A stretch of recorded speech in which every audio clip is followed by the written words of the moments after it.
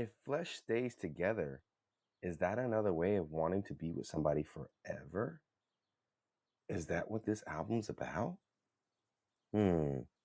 Well, we'll see. Hey, what's up, everyone? It's your boy Matt Diazable coming at you with the new music review. Thanks for coming on by. I appreciate it. Yeah. Today we're checking out the latest release from a band called Dying Wish with their latest album called Flesh Stays Together. If you don't know anything about Dying Wish, they are a metalcore band based out of Portland, Oregon, and they started back in like 2016. I have covered their previous album, Symptoms of Survival, on this channel before. I'll put a link to that in my description here. But yeah, they're known for having very aggressive, hardcore, metalcore style of playing, mixed in with melodic playing and melodic singing. Lots of clean, lots of harsh vocals, and they talk a lot of the things they talk about in their music is, personal struggles, mental health, and injustices in social and personal lives. And I gotta say, I discovered this band probably around 2019 because I think they did a collaboration with Knock Loose a while ago, well back then, and I heard the song and I heard their first album. I think it's called Fragments of a Bitter Memory here and there. So I've known about this band for a while, and with this latest album, it seems like the band is, evolving their sound, as most bands tend to do by the time they get to their third album. So if you know this band, you might be surprised at what they're doing with this latest album. But if you are familiar with Dying Wish, you know that they are masters at fusing brute force with vulnerability. But with this latest album, Flesh Stays Together, it feels like a massive step forward for the band. An album that clearly stretches their boundaries without ever really losing the grit that the band is really known for. It's heavier, it's bolder, and surprisingly, it's more atmospheric, with a production that just lets every drum hit, every bass rumble, every vocal snare just cut straight through to the listener. And you can really feel that atmospheric change and, new evolution from the band with their opening song, I Don't Belong Anywhere. From the opening moments of this song, it slowly crawls in with a very distorted intro, and then it just smashes your face in with a huge climax that really sets this song and this album up to be a very particular statement piece. It's not just a band, introducing a new batch of songs. It's a band that is really redefining their scale. The booming drums and the calculated vocals are really setting the pace for this album. And when Emma's vicious vocal fries collide with just some towering guitar chugs, it feels like Dying Wish have grown into a very larger, bigger version of themselves. The track has a very devastating breakdown, but also it is punctured by a very simple but lethal mosh call. And so this little announcement makes it feel like this whole album is a total package of like, they're not holding back anymore.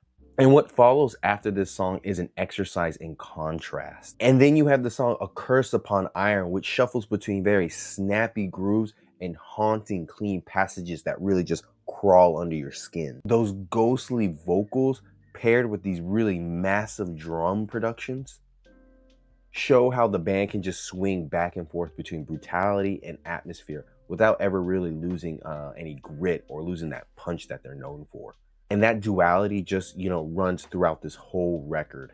Whether it's on the theatrical and slow burning track, I'll Know You're Not Around, where Emma's softer tones kind of channel an Evanescence-like aura before just detonating into just pure chaos. Or on the song Revenge and Carnage, where the band just goes for the throat with some really nasty and sharp riffs and just overall pure nasty energy with this track. Like on the track Nothing Like You, where everything slows down into a space of gloom and despair, carried by some layered vocals and a very booming low end of the song. It's a track that proves heaviness isn't all about speed and, breakdowns. It also can come from atmosphere, restraint, or even just the overwhelming sense of sorrow. That same vulnerability echoes in the songs Moments I Regret and Heaven Departs. Here on these songs, they let the softer melodies breathe for a while before, the crushing wall of sound just comes crashing in. And so in these moments, Dying Wish sounds the most dynamic they ever have been. They're very unafraid to stretch their palette a little bit and draw out some full emotions. Of course, the band hasn't really abandoned their hardcore roots, particularly on the song Surrender Everything, because it is just a pure fury of hardcore music driven by blast beats and riffs sharp enough to cut the skin. And then you have Empty the Chamber, which, rips forward with relentless precision. The drums and the guitars are so tightly locked in here, it feels like just one single weapon just firing all at once.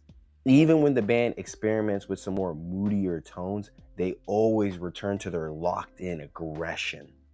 An anchor that really keeps this album from drifting too far away from the core roots of Dying Wish. And then everything accumulates to the closing track, Flesh Stays Together. A closing song that feels more like a haunting requiem than, an actual finale to a typical metalcore album.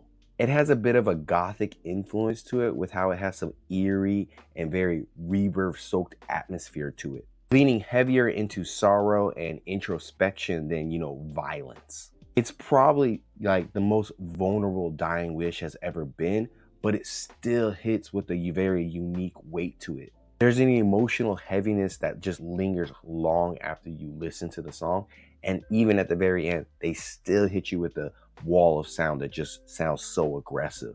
And I guess what makes this album so compelling is that, it thrives on so many different contradictions. It's grimy and polished at the same time. It's industrial, but feels very organic, and very sorrowful, but also quite vicious. I think Emma's vocals really, embody that duality, slipping between, divine, clean vocals to rabid dog-like growls. What really makes it stick out is there's a lot of conviction behind her vocals, so it really helps this band and her style really stick out in the genre at the moment.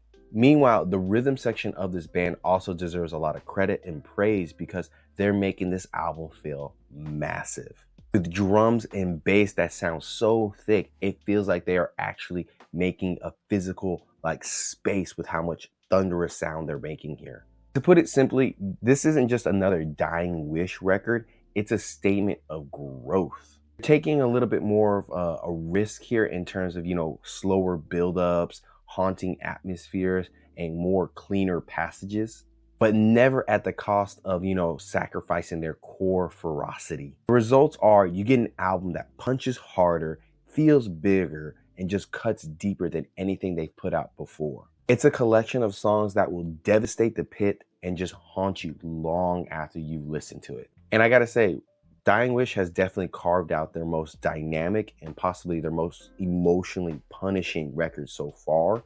And it's a metalcore album that is just as devastating as it is haunting. So this latest release from Dying Wish, I would have to give it up to them. Flesh Stays Together, it's a good and solid 9 out of 10. Links down below. Tell me what your favorite song is. Tell me what your favorite Dying Wish moment is. And until next time, guys, see you in the pit. Good things about you.